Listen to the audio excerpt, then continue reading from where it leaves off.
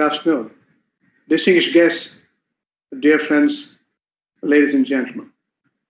It's my pleasure and privilege to be an integral part of this interesting combination of speakers in this Almus Rupee Money Conference.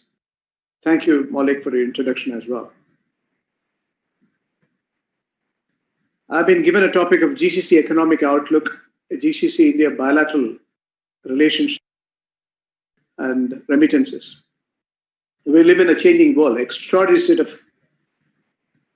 challenges and changes are happening on account of COVID-19, the pandemic. The global economic outlook has been foreseen as, in aggregate terms, 4.4%, while there is a definite contraction of 5.9% for this year. 2021 is going to be promising as at least conceptually a positive outcome. Advanced economies are grossly underperforming, and they have a regression of nearly 6%, and possibly they will be going upward in 3.9% next year. Emerging markets, which had the contraction for 20 on account of this COVID-19 to the tune of 3.3%, is set to propel in positive terms nearly 6%. India itself has seen the contraction of 10.3%, and possibly economic indicators are suggesting 8.8%, arguably the best performing in terms of emerging markets next year. The Middle East and Central Asia, which includes the Gulf states as well, in aggregate terms should be grossly underperforming this year to the tune of 4.4%. Next year, there is a definite projection of 3% economic momentum. 45% of the world oil, 25% of the world gas come from this region. The macroeconomic similarity is there between the Gulf states. When you say Gulf states, it includes Sultanate of Oman, United Arab Emirates, which includes Dubai or Abu Dhabi or Sharjah or Ras Al Khaimah. There are Emirates, 7 Emirates inclusive in the United Arab Emirates, then Qatar, Saudi Arabia, Bahrain, and Kuwait. These countries put together, Gulf states. Now, we have to look at the economic momentum and the bilateral opportunities between the Gulf states and India in the current context. This pandemic has created extraordinary set of challenges, I said. Nearly 75 million, I should say, people are impacted. We lost nearly 1.7 million people. Gulf states are not exceptions again. Qatar itself has got a population of 2.8 million. And again, we have tested 40% of the populations, and this resulted in nearly 4%, rather positive in terms of COVID-19. And we lost nearly 241 people. That's on the healthcare side. But what is important is to recognize the economic challenges, the social challenges, the human loss, and the environmental challenges have been mapped in multiple forms globally by the monetary and fiscal prudence. That's what India has done as well.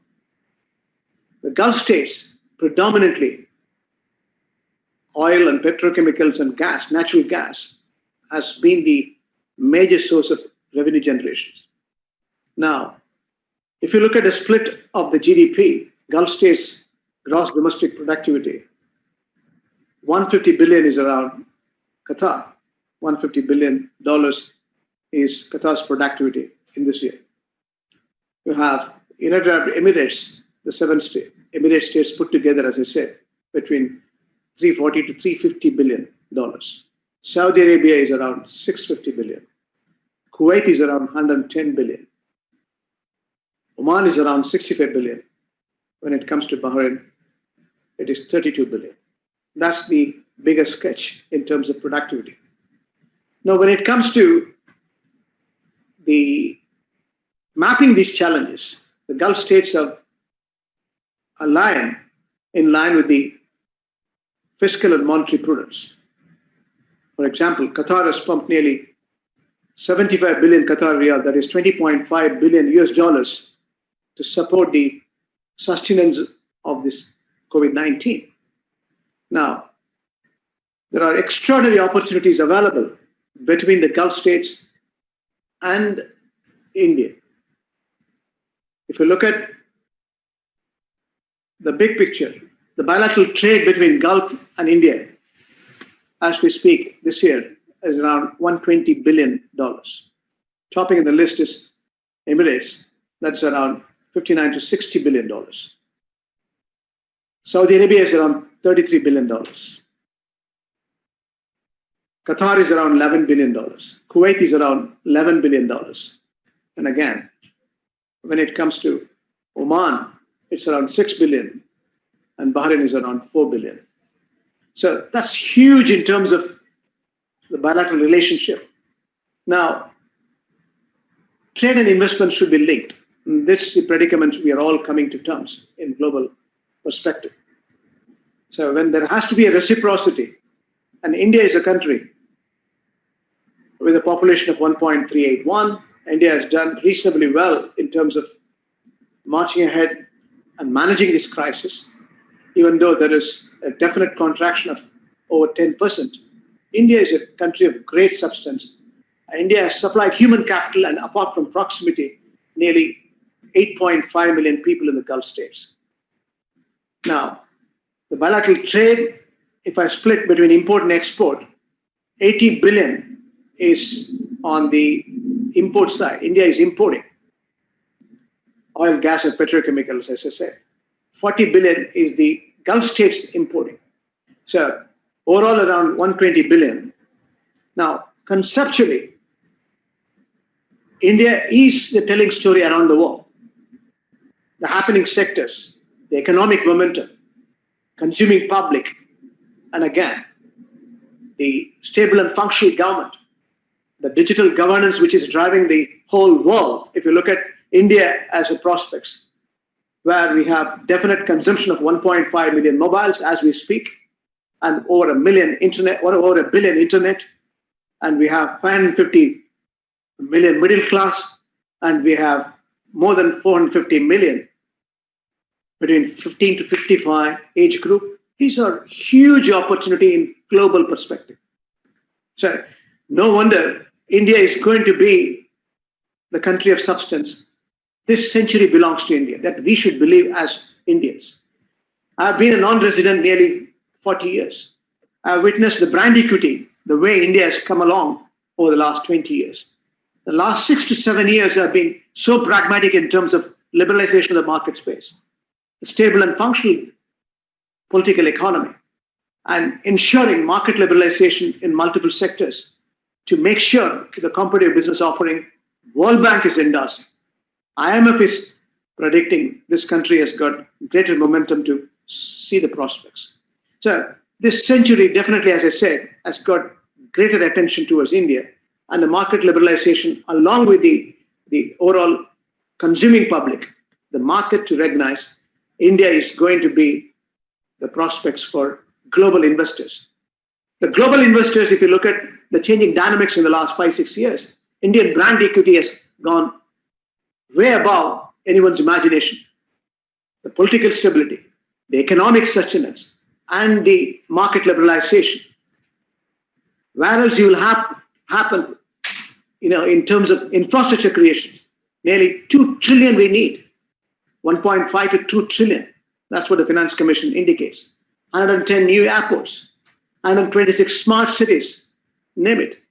Every reason to believe airport or seaport or road or rail, with the public-private partnership model getting attention, India is going to be the world economic power in substance and substantive compliance. And that's what we should believe.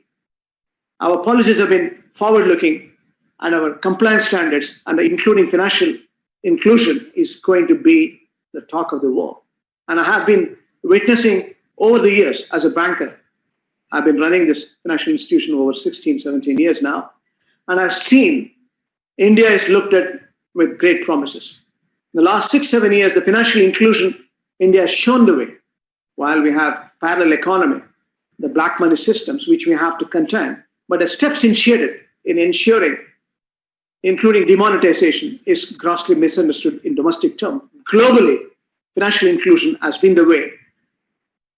Economic sustenance comes out of reducing the income inequality, elimination of extreme poverty, gender equality, again, environmental sustenance, building the partnership for reducing the global warming and climate change. These are some of the initiatives, including the digital governance. India is marching ahead. India is going to be the prospects for the global market, economic engine in real respects. And that's what we as Indians in India or outside India, which itself is a bigger community. Today, over 35 million people are across the globe, whichever be the country they are engaged in, whichever be the profession they are engaged in, they are the source of dignity, hard work, commitment, and performance. That's what the brand equity we built in as Indians. Our heritage, our culture, our civilization is second to none. It's recognized world over. Indian human capital is the world best. Today, the crisis has added extraordinary momentum to the gross welfare. How? Now, the digital governance is redefining the whole prospects. We have seen the semblances of those inclusion in India itself. The global tech giants are sitting in India as well. They see the prospects, how this market momentum can be reignited further to augment productivity and performance. Ericsson, machine learning, IBM, big data, Google, artificial intelligence, Samsung, telecom, name it. Today, with the changing dynamics of the world, where the location-centric prospects are ruled out, it is information-centric. India can replicate Silicon Valley in every city. That's what it is. We live in an interconnected, interdependent world. We have greater prospects of reducing the income inequality. The market access become totally global. That we should understand. These are underlying changes and the changing dynamics we should understand. If we understand, everything will follow. And Gulf states are the better reservoir of such connectivity. Now, Maulik was talking about the remittances. I'll come in a minute. But there are greater prospects for Indian individuals or Indian institutions, whether small or big, has to leverage in global space, predominantly in the Gulf space. Why? These countries are oil-rich, gas-rich, and petrochemicals. And the per capita is huge. What's our focus? India has to reduce the income inequality. India has to eliminate extreme poverty. But India has got very strong economic fundamentals, as I said. Then we have invested our human capital. Now we need to look at objectively how to set up Indian business houses in the Gulf, where we can create a global gateway. That's the most important point. Small and medium-sized entrepreneurs who are engaged in India can come to the Gulf, countries like Qatar, for example, where the cost of capital is very much cheaper. Cost-effective labor you can sit in from India itself. And again, proximity, as I said, it is an opportunity for you to have a free zone. It is opportunity, airport or seaport or road or rail network is well enabled as Gulf states. And again, the economic fundamentals on account of the energy security which emerging markets require, these countries are going to further augment additional advantage. So you have to believe this is a place to do business with India. It is not far. It is just 2 to 3 hours. If you say Qatar to Mumbai, it's just 4 hours. And that's it. And that's the level of opportunity we have. So come and set up your infrastructure here in the Gulf, especially Qatar, where if you need an equity, we have prospects. There are seed capital can be arranged. Institutions like Doha Bank is always there. Now, if you need a debt, again, as an institution, I take joint risk participation, partially guaranteed, nearly 85 to 90%, 87% to be precise, by the government. So for me, funding SME is an opportunity. And that's what we have done. As an institution, 42 years old, with over $30 billion balance sheet. I have 3 branches apart from Dubai, Abu Dhabi, Kuwait, and 20-odd countries. We have offices as well, right from Australia to Toronto. We have 3 branches in India, Mumbai, Cochin, and Chennai. We are supporting Indian corporates, whether Punch Lloyd or Wipro or Infosys or Tata's. We have, or Shapoorji Pallonji, name it.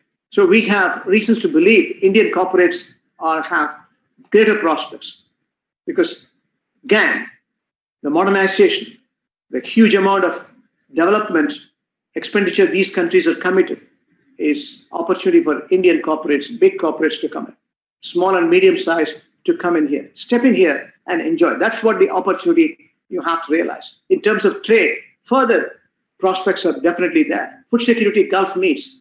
Come and set up your infrastructure. Send your consignments. Make sure you have leverage in terms of all the incentives, market liberalization, including the tax. Tax advantages is a flat tax system, 10%. If tax is there are tax holidays for minimum period. That's the free market dynamics we are talking about. So India, the logical fitment is the Gulf states. So economic prospects comes out of various factors. Trade, we have bigger opportunity. Investments, again, the Gulf states are nothing but reservoir of sovereign funds. What is sovereign funds? Investable surplus. Over and above the investable budget, they put it in investable surplus, which is oil and gas money. Across the globe, you have 6.6 trillion is the sovereign funds. The Gulf states alone has got 2.2 trillion, 1/3, 1 trillion I'm talking about, 1/3 of the global wealth sits here. And that is getting invested in multiple sector and multiple markets. India is an opportunity. India is second to none in terms of FDI. India has mobilized over $43 billion 2019 and 20, ranking less than 10th position in global space. India is promising. You have to understand, India has taken right kind of steps in terms of trade liberalization, market liberalization. And again, Gulf states have got reservoir of money, as I said. Now, my suggestion is as follows. When I met the Prime Minister, when I had the opportunity, when the government of India recognized me, Pravasi Bharatiya's man, and also subsequently when the Prime Minister came here, I suggested that we have to set up, a clear model where the trade and investments can be linked. We have to put across a clear model. When we have 120 billion as bilateral trade and nearly net import is around 40 to 50 billion on account of the energy mix which we need, oil or gas or petrochemicals. So convert the debt into equity with a sovereign guarantee and with an exit strategy.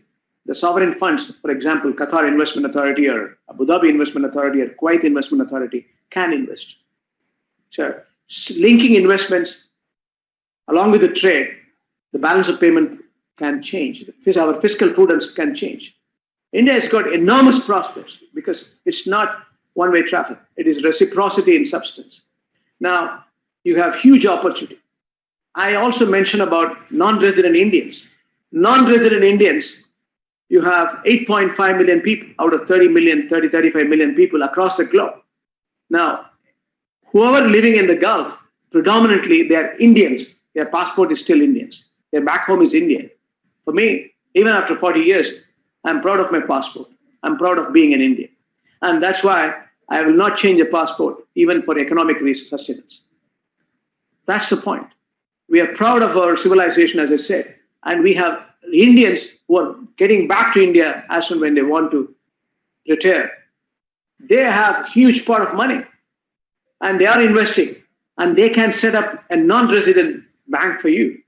Reserve Bank of India has to give a license to exclusive Gulf Indians purpose, create a wealth management, and again, investing in multiple sector and multiple pockets of various states. So this is another prospect I want to put across.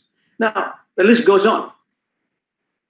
When it comes to remittances, we have reasons to believe the global remittances have come down substantially from 543 billion. This year it's going to be regressed to 445. India itself is a major recipient of the remittances. This year we should be mobilizing around 70 billion. 38 billion comes from the Gulf states. How much? This year alone, nearly over 50% come from the Gulf states. So if your foreign exchange is around 563 billion as on date, which is commendable, India macroeconomic stability, this is one of the supporting factors. Now, if you look at the prospects of further increasing the remittances, we have further improving the FDI, we have opportunities both at a G level, G to G, government to government, and prospects of building this partnership is stronger than ever. Let me conclude by saying I was slotted for 20 minutes. So conceptually, it's trade, it's investments, it's remittances, and the Gulf states have better opportunity to provide. Come and collaborate with Indian corporates here. See the economic momentum and the modernizations taking place. Whichever be the profession or business you are engaged in, leverage on the network within the Gulf states. Ensure you set up in the Gulf states in the free zone, onshore or offshore. So enjoy the opportunity to commercially create a global gateway through the Gulf states. And that will promote bilateral and synergistic value, not only in terms of trade, not only in terms of investments, not only in terms of remittances. India will be giving enormous amount of growth for self-reliance, self-sustenance, and economic momentum in terms of employment. Job growth can happen from this place, and it is proximity which matters as well. With this, the big picture, I want to conclude by saying thank you for the opportunity. Gulf states are available for your choice. Get to know more information. We'll disseminate the information. And Doha Bank and rest of the other financial institutions are committed, and we are going to make sure we have better prospects for you to synergize, for you to grow, for us to grow. Thank you, ladies and gentlemen, for your kind attention.